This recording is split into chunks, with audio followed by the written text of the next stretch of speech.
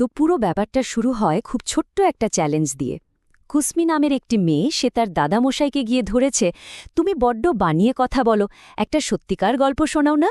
ভাবুন তো, এই ছোট্ট একটা আবদার থেকে জন্ম নিল এক গভীর দার্শনিক আলোচনার। কুসুমের এই আবদারের উত্তরে তার দাদামশাই যা বলেছিলেন সেটাই কিন্তু আমাদের আজকের আলোচনার মূল ভিত্তি। তিনি শুধু একটা গল্প শুনিয়ে দেননি, বরং বলা যায় বাস্তবতাকে দেখার একটা একদম নতুন দরজা খুলে দিয়েছিলেন। চলুন তাহলে দেখে নেওয়া যাক সেই অন্যরকম পৃথিবীর এক ঝলক। তো মূল আইডিয়াটা কি? দাদামশাই বলছেন, এই জগতে আসলে দুরকম জিনিস আছে। এক হচ্ছে সত্য, মানে যেটা আমরা সবাই জানি, যার প্রমাণ আছে। আর অন্যটা হলো আরও সত্য, এটা কিন্তু প্রমাণের বাইরে, এটা হলো একটা গভীর উপলব্ধি। তাহলে মনে প্রশ্ন আসতেই পারে, এই সত্য আর আরও সত্য, এদের মধ্যে আসল পার্থক্যটা কোথায়? দাদামশাইয়ের মতে একটা হলো প্রমাণিত তথ্য আর অন্যটা হলো একটা আবিষ্কৃত অনুভূতি। চলুন এই দুটোকে একটু পাশাপাশি রেখে দেখি, তাহলেই ব্যাপারটা একদম জলের মতো পরিষ্কার হয়ে যাবে। দেখুন কি দারুণভাবে ব্যাপারটা এখানে দেখানো হয়েছে।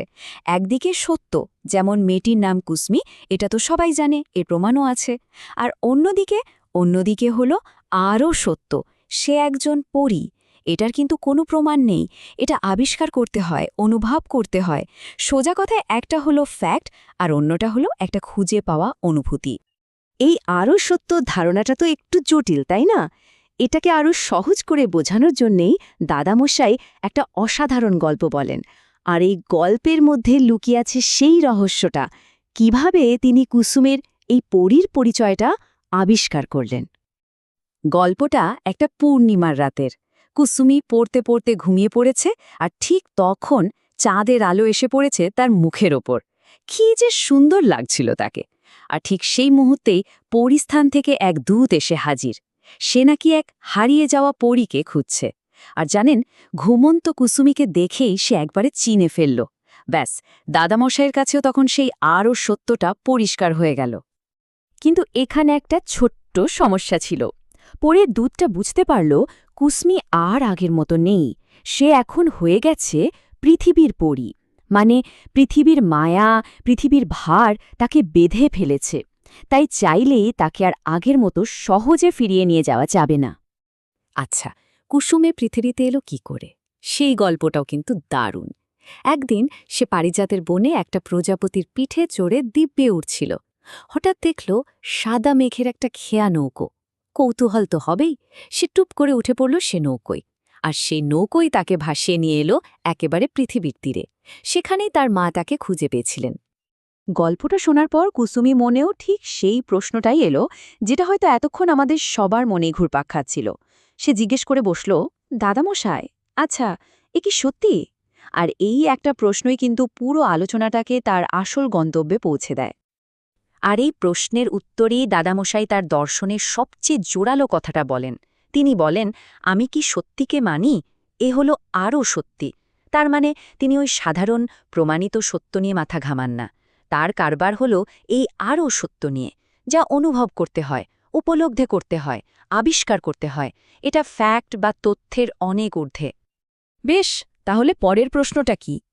যদি গল্পটা আক্ষরিক অর্থে সত্যিই নাই হয়, তাহলে এই আরও সত্যর জগতে পৌঁছানো যাবে কিভাবে?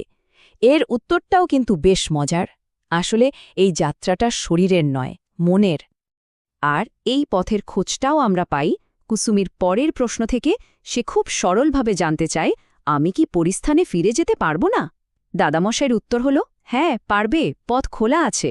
তবে সেই যাত্রার বাহনটা একটু অন্যরকম। সেটা হলো কল্পনা আর স্বপ্ন। তার মানে ব্যাপারটা কি দাঁড়ালো? ফিরে যাওয়ার জন্য কিন্তু শরীরটাকে কোথাও নিয়ে যেতে হবে না। যাত্রাটা খুব কাছের, বিছানার বাইরেও যেতে হবে না। যখন স্বপ্নের পালে পরিস্থানের হাওয়া লাগবে, ঠিক তখনই মনটা সে মেঘের নৌকোয় চড়ে ভেসে যাবে। তার যে সত্য শরীর, সেটা পৃথিবীতেই পড়ে থাকবে। কিন্তু তার যে আরও সত্যটা, সেটাই পৌঁছে যাবে নিজের আসল জগতে। আলোচনার প্রায় শেষের দিকে এসে দাদামশাই তার আসল পরিচয়টা দেন।